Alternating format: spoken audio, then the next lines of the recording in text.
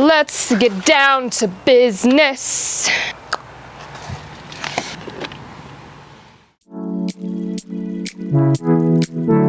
In the manual, Honda says to change the oil, clean the filter, also to inspect the spark plug, inspect the brakes, and to check valve clearances. But I'll be honest with y'all, I ain't checking them valve clearances today. We are going to change the oil, clean the filter, inspect the spark plug, and we're just gonna check the brakes just because. Before you get started, just make sure that your engine is a little warm, because Honda does recommend that the engine oil be a little bit warm to help for better drainage. So like in my case, I just got back from a 30-minute ride and let it cool for about 20 minutes, so I'm probably good to go. What you're going to need to get started is a 12mm an extension, and to just go ahead and undo this drain plug right here.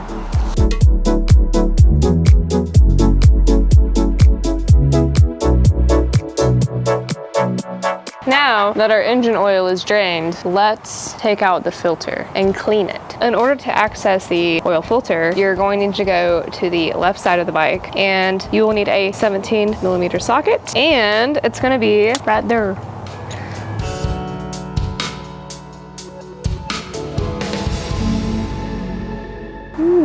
Yummy. Once you get your oil filter out, it's not uncommon to see a little bit of metal and just particles. From what I understand and from what I've seen on the internet, it happens. Like I said, it's not uncommon. You'll be able to clean this out with brake cleaner.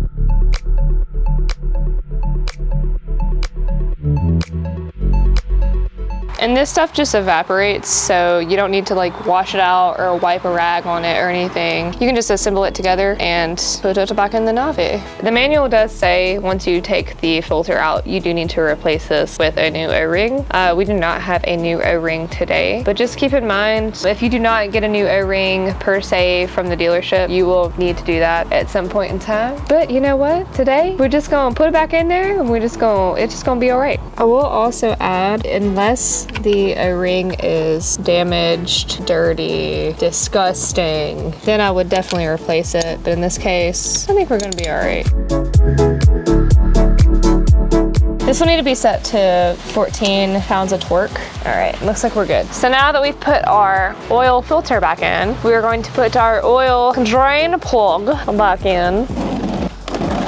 This particular one we got from Gold Plug. You can get them from here if you are not in a rush for shipping. You can get them on Amazon, eBay. If you get one from Gold Plug, you get your oil drain plug, which has a 17mm head and a washer. We're just gonna put that right back in here. And then all you have to do to fill up your oil is just take the dipstick out and just put a funnel right in here. As far as oil goes, we got this from the Honda dealership. You can get 10W30 for 4-stroke engines from your local automotive shop. We tried to go to our local automotive shop and they did not have some, so that's why we went to Honda. This specific drain plug from Gold Plug, it's nice because it does have a magnetic tip on the bottom, so if there's any metal shavings or like engine debris, it will float down to the bottom and stick to the plug. For this plug, you want to torque it at 18 pounds of torque. The good thing about having a drain plug that's also 17mm is that you only have to have one socket to do both the drain plug and the oil filter the next time you do your maintenance. So now that we got that torqued down, done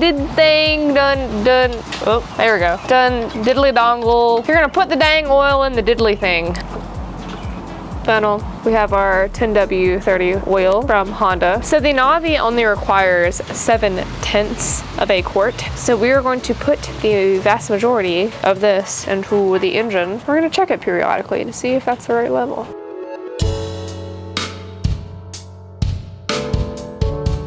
When you go to fill this up per OEM standards, you're gonna have about 300 milliliters left in this bottle. So just have a little extra for next time. Next, we are going to check the spark plug. And in order to do that, we are going to have to take out the compartment.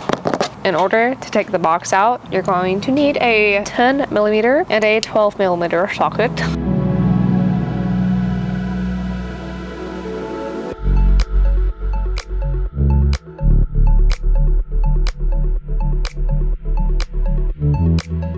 On the left side, you'll only need a 10mm. Boop. And then it just comes out on the right side. In order to access the spark plug, we are going to need to take this plate right here off. And in order to do that, we are going to need a Phillips head screwdriver. There are 3 screws right here, and right here, that we're going to take off.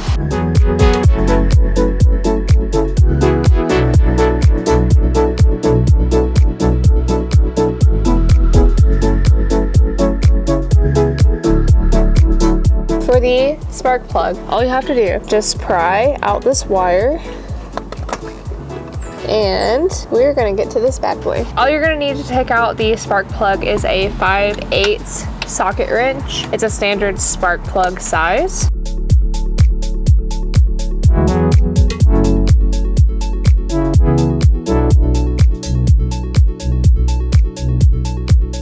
So the spark plug doesn't look terrible. There's not a lot of buildup on it. It's pretty healthy looking. If your spark plug looks extremely darkened on the end or has like a lot of buildup on the end, you might want to consider replacing it soon, if not now. If it looks well thus far, then you will replace it in the next service. Also, if your spark plug is really disgusting looking, you might have your choke on all the time. Please turn your choke off immediately after you start your engines. That way you don't create really bad carbon buildups on your spark plug. This is my TED Talk. All right, thanks. Let's put this dingle donger back in here.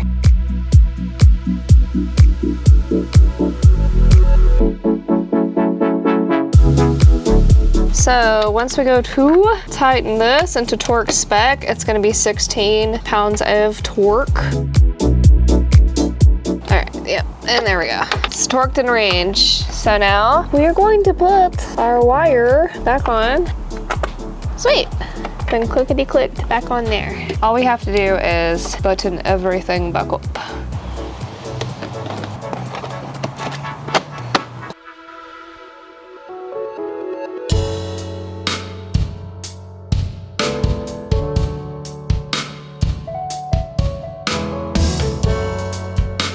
Slight change of outfit because I didn't have time to go over this the other day. In order to adjust / check your brakes, we're just going to check our cables and the amount of play that we have and just make sure that we are good as far as drum brake wear goes, because there are little indicators, little points on the little brakes. Yeah, let's do that thing. So according to Honda, you should have 10 to 20 millimeters worth of play in your front brake. Seems like a lot, but okay, Honda. In order to check that, make sure that this is right, we are going to go right down here and adjust some things. In order to check the life of the drums, you have a nice fancy indicator here. One arrow right here and another arrow on the drum itself. And in order to check the life of it, you'll need to squeeze the front brake and see if both of those arrows line up. If both of those arrows line up, it is time to service your drum brake. If they do not, you've got plenty of room from arrow to arrow, plenty of space between them, then the life of the drums are good and they do not need servicing. So in order to check the amount of free play you have, you just kind of want to wiggle it and make sure that the front brakes themselves are not engaging. We're going to measure from the very tip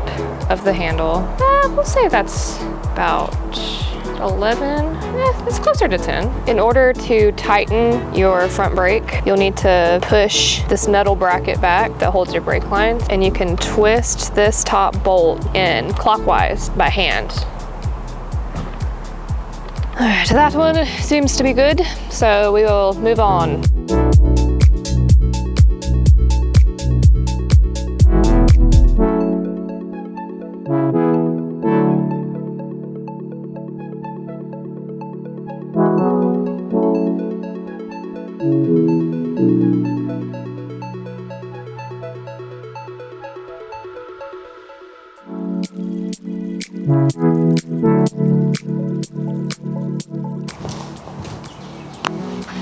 So as far as the valve adjustment goes, from what I understand, people on the interwebs are going 1,000 plus miles and still finding that the valves are still within spec. So I would probably leave that until your next service. It does not hurt to check the adjustment, but for today, I ain't doing it. Catch me next service. Anyways, yeah, that concludes your service.